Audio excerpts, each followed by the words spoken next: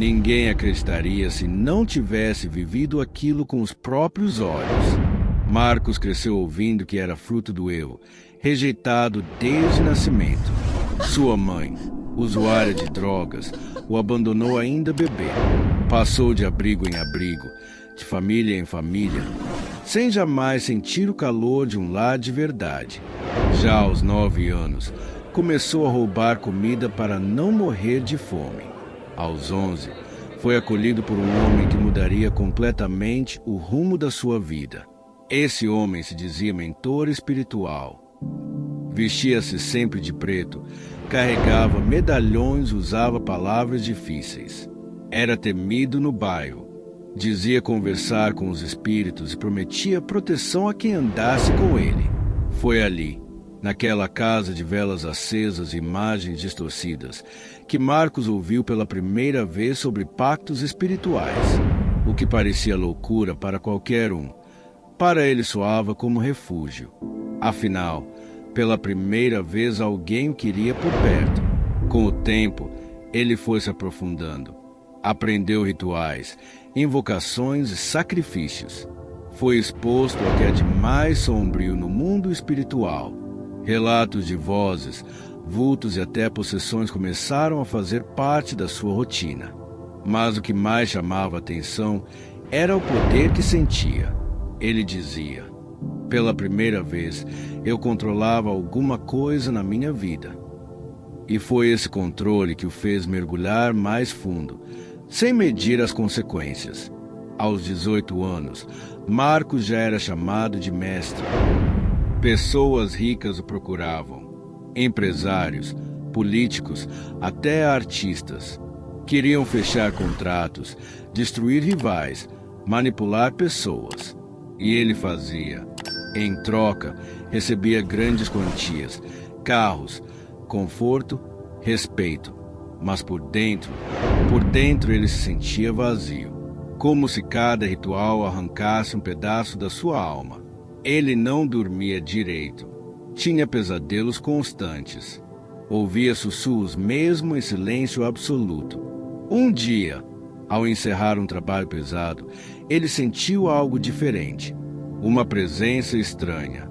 Um arrepio que não passava, como se algo tivesse sido rompido.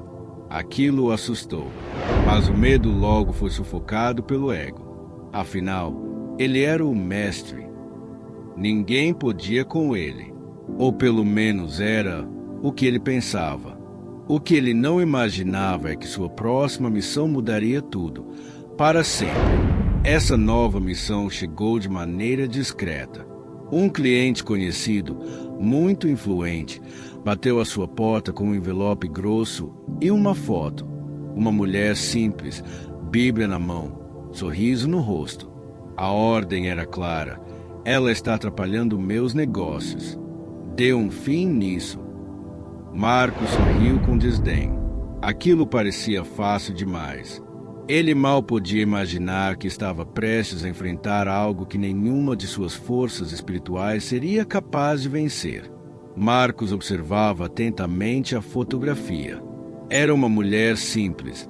Aparentava ter cerca de 40 anos, cabelos cacheados e olhos serenos.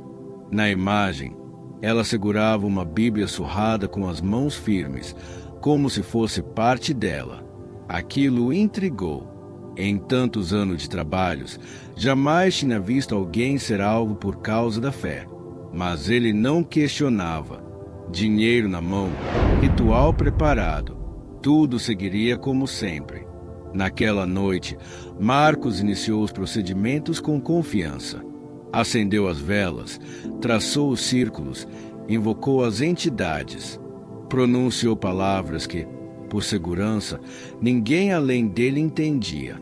E então, visualizou a mulher, repetiu o nome dela e enviou os comandos. Mas algo estranho aconteceu. O incenso se apagou sozinho. As velas tremularam e uma força invisível lançou ao chão. Ele nunca tinha sentido aquilo antes. Algo estava errado, muito errado. Confuso, tentou novamente no dia seguinte. Mudou os elementos, os símbolos intensificou a invocação. Desta vez, algo ainda mais inquietante. Uma voz rouca, vinda do nada, sussurrou: "Ela está coberta." O coração de Marcos disparou. Ele conhecia aquele tipo de frase. Coberta significava protegida espiritualmente. Mas como ele já tinha lidado com líderes religiosos, padres, médiuns, e nenhum deles havia resistido, foi então que decidiu investigar. Começou a seguir a mulher discretamente. Queria entender o que havia de tão especial nela. Descobriu que ela se chamava Rebeca, era enfermeira, viúva, e frequentava uma pequena igreja no subúrbio. Todos os dias, antes do trabalho, parava em uma praça para orar, de joelhos, de olhos fechados.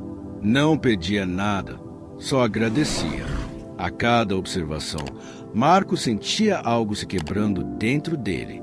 Certa tarde, ao tentar mais uma vez usar magia contra ela, teve uma visão. Rebeca, de pé, rodeada por uma luz intensa, e atrás dela, um exército de homens com espadas flamejantes. Ele caiu de joelhos. Suava frio. Gritou por ajuda, mas ninguém ouviu.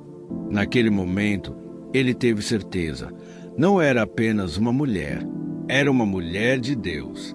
E isso, nenhuma feitiçaria podia tocar. Abalado, Marcos resolveu confrontá-la. Se aproximou na praça e, sem saber direito o que dizer, apenas soltou: "O que você tem? Porque não consigo te atingir." Rebeca olhou com calma e respondeu: "Eu tenho alguém que já venceu todas as batalhas por mim." Aquilo ecoou como uma flecha. Pela primeira vez em anos, ele sentiu algo que havia esquecido: temor. Nos dias que se seguiram, Marcos não conseguiu dormir. Rebeca aparecia nos seus sonhos, orando por ele. Vozes que antes o guiavam agora silenciavam, e um vazio imenso tomava conta do seu interior. Ele então fez algo que jamais imaginaria. Voltou à praça e esperou por ela. Quando Rebeca chegou, ele caiu de joelhos e disse: "Me ajuda, eu quero sair disso, mas eu não sei como." Rebeca não hesitou.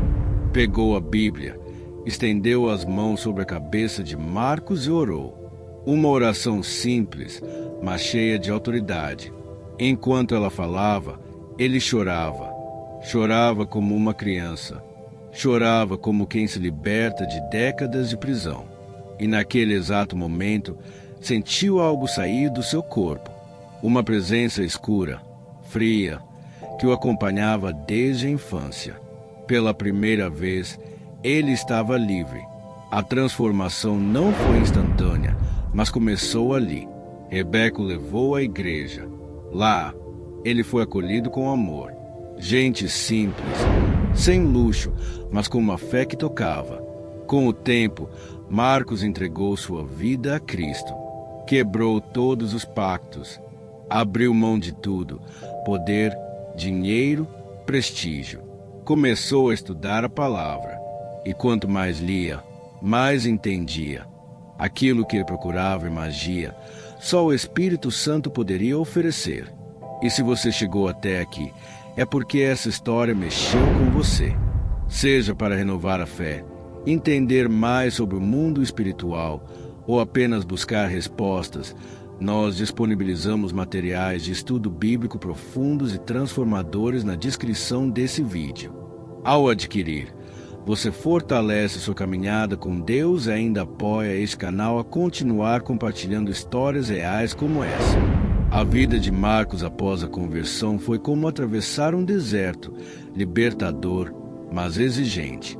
Abandonar os antigos costumes não foi apenas uma decisão racional, foi um confronto diário entre carne e espírito.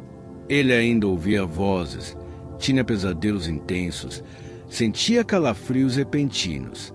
O inimigo não se rendia fácil, mas agora ele tinha uma arma: a oração. A cada dia, Marcos mergulhava mais na palavra. Era como se cada versículo trouxesse uma chave, abrindo portas que ele nem sabia que estavam trancadas. Descobriu que Jesus não só perdoava, mas também libertava, restaurava e dava propósito. Começou a jejuar, orar de madrugada, participar dos cultos e grupos de discipulado. A sede por Deus superava qualquer desejo do passado. Os antigos clientes passaram a procurá-lo, alguns oferecendo grandes quantias para ele voltar.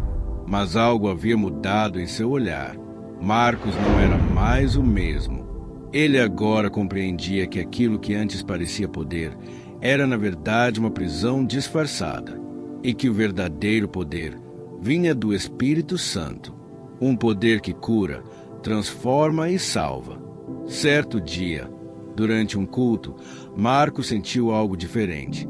Ao final da pregação, quando o pastor chamou à frente se precisavam de libertação, ele percebeu que sua missão havia mudado. Em vez de estar entre os que buscavam ajuda, ele agora era um instrumento de libertação.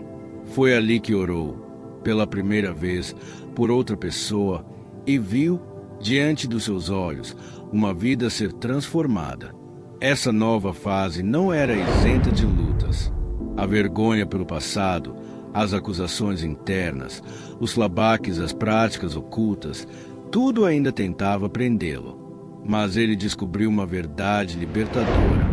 Nenhuma condenação há para os que estão em Cristo Jesus. Romanos 8, versículo 1. Isso virou um escudo, um lembrete de que Deus não apenas o havia perdoado, mas também o havia chamado. Marcos então começou a compartilhar seu testemunho. Nas igrejas, nas praças, nos grupos online, cada palavra era como uma semente lançada, e ele via frutos. Jovens que pensavam em entrar no ocultismo desistindo. Pessoas que estavam presas em vícios espirituais, encontrando libertação. Sua história passou a não ser mais sobre ele, mas sobre a graça de Deus. E assim, o ex-bruxo se tornou um pregador, um sinal vivo de que o Evangelho é o poder de Deus para transformar qualquer vida, por mais perdida que pareça. Porque não há escuridão que resista à luz de Cristo. E Marcos, agora, caminhava não mais entre velas e encantamentos, mas sob a direção do Espírito Santo e da Palavra. A história de Marcos não é apenas sobre libertação do ocultismo. É sobre como o amor de Deus pode alcançar até os lugares mais sombrios. Talvez você, enquanto ouvia esse testemunho, sentiu algo dentro de você se mover. Uma lembrança, uma dor, um passado que você ainda carrega. E é aí que Deus quer agir. Ele não quer que você apenas ouça histórias de transformação. Ele quer que você viva a sua própria história com Ele. Não importa qual tenha sido o seu passado. Se você foi envolvido em religiões alternativas, se buscou ajuda onde não havia resposta, se tentou controlar sua vida por caminhos que só te levaram ao medo, hoje é o dia de se entregar a Jesus. A libertação que Marcos viveu é possível para você também. E ela começa com um passo: reconhecer que você precisa dele. Jesus está te chamando do jeitinho que você está agora. Então agora, feche os olhos por um momento. Onde quer que você esteja, repita comigo essa oração. Senhor Jesus, eu reconheço que preciso de Ti. Me liberta de todo o peso, toda a escuridão e toda a dor. Eu Te aceito como meu único Salvador. Apaga meu passado e escreve uma nova história. A partir de hoje, eu sou Teu. Em nome de Jesus. Amém. Se você fez essa oração com fé, creia, algo novo começou em você. E para fechar essa história com a palavra que transforma, receba o que está em 2 Coríntios 5, versículo 17. Assim que, se alguém está em Cristo, nova criatura é. As coisas velhas já passaram. Eis que tudo se fez novo.